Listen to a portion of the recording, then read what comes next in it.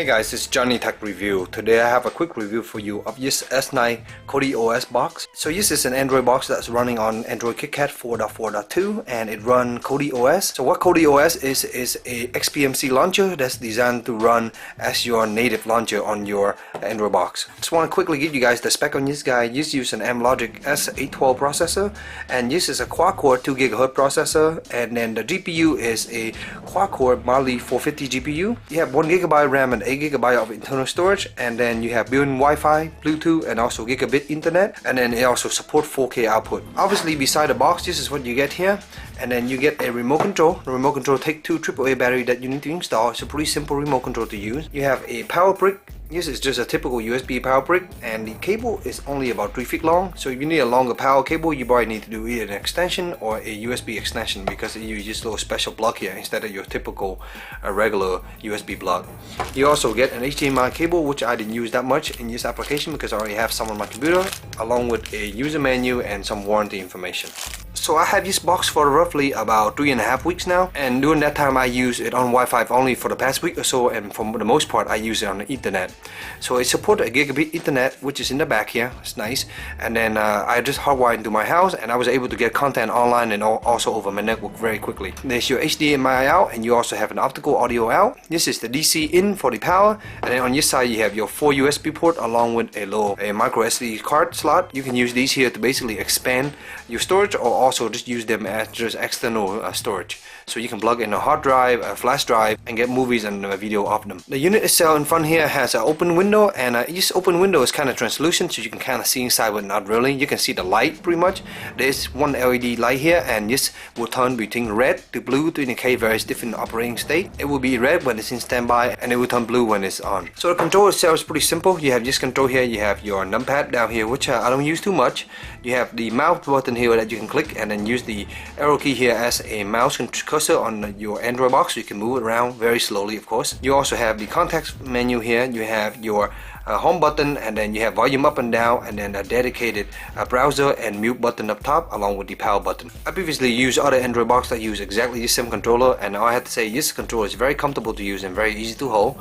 The only disadvantage is the way this is a full-fledged Android. You probably want to use a QWERTY keyboard or something like that. So I have this usually plugged in. This is just another device here, and you can plug this in using one of the USB port, and just have L mount support. You can hover around and get the cursor around really fast, and on this side you have a QWERTY keyboard that you can type and stop the unit quickly without using the slow on-screen keyboard. So you can see here when you boot up the device, this is what it launched into. So this is like your launcher, and it's also basically XBMC running here. This is Kodi, of course, and I'm using this little remote now. So as an L mouse, you can move around quickly here. So as you can see here, you can I can turn the L mouse off and just use the regular control, and you can just go up and down here and go to various different things. So you have your normal pictures, you have your videos, you can get all these different streaming add-ons, as you can see right here. At the bottom here you have some buttons. So you have the favor, and then you have this setting button here. If you press this setting button, you get a pretty similar interface. At least for me, I've been using this quite often, and a lot of these little devices use similar interface here. And this is a pretty simplified interface for setting. So for example, I can pick Wi-Fi here, and then I can select my Wi-Fi here and connect to it. You can also see here in setting you have some HDMI settings. So right now it's shown that it's set it to 1080p at 60 Hz. You have some other option here. If you click on it, you can actually go to 4K. Of course, this TV doesn't support 4K, so it doesn't show up on this list. You can also see advanced, where you can change some mirrorcast option. If you go all the way to top and go to other, you can see here is the model S9. It's running Android KitKat 4.4.2. If you hit the system update here, it launches its own little app, and if you do an online check, it just runs for a little bit and it doesn't really find any updates. As you can see here, I say please check your network. Of course I'm connected, but I guess the update setting is not working properly. But if you go to more setting, you'll get your typical Android setting, and here you can see, if you scroll all the way down here, and here you can check your about box, and here you can see the various model and kernel version here. Same thing that I showed you before on the other screen. So if we keep going back, this will take us back to Kodi. As you can see how fast this is moving. This is 1 gig of RAM, and so it's good enough for running most application, watching most of these movies and stuff. If you're trying to play a game on this device, it's a little bit laggy, and of course you need some good controller to do that also. The L mouse seems to work okay, but not really for gaming. There's also this little menu here, the app menu, where you can add some your typical Android app. And here, of course, you have your Google Play Store, which you can launch a full Google Play Store and download anything you want there. Of course, this is lacking the typical Android launcher, so you can actually add one if you like to. So just go to the Google Play Store, add a launcher, and use that as your default launcher. But I think this launcher is fast and effective, and it works pretty well. So I'm sticking with this launcher to do most of my streaming, because that's all I'm using this box for. It's mostly just streaming stuff from the internet, from YouTube, or just streaming from my local network. So I just want to show you YouTube real quick here. We can look at my playlist, for example. So let's just check here my little playlist. And we can just pick something that I filmed recently. We can go to toy here. As you can see, it's very easy to use this with an L mouse.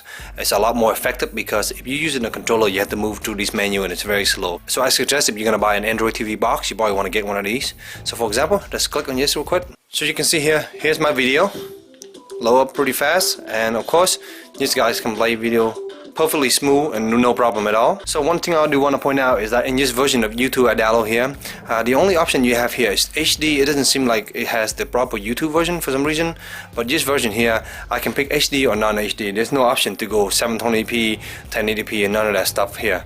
So I check around the internet, and this seems to be a pretty common problem for this kind of device.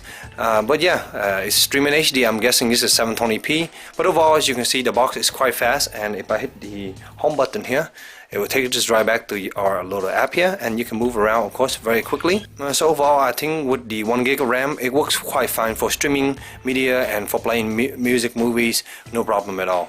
If you're trying to do more than that, if you're trying to do some fancy server application, trying to do some games on this, it's not going to work too well. If you do some small casual gaming, it will probably be fine, but in general, Android gaming is not that great, especially on this kind of box, because you don't have good control interface, because a lot of the interface for Android gaming are typically touchscreen. So that's pretty much my quick review of this S9 Android TV box. Overall, I think for streaming media, it works pretty well, and for the price, it's definitely not an expensive device to have. If you have any question, let me know in the comment below, and as always, stay tuned for future review. Thank you.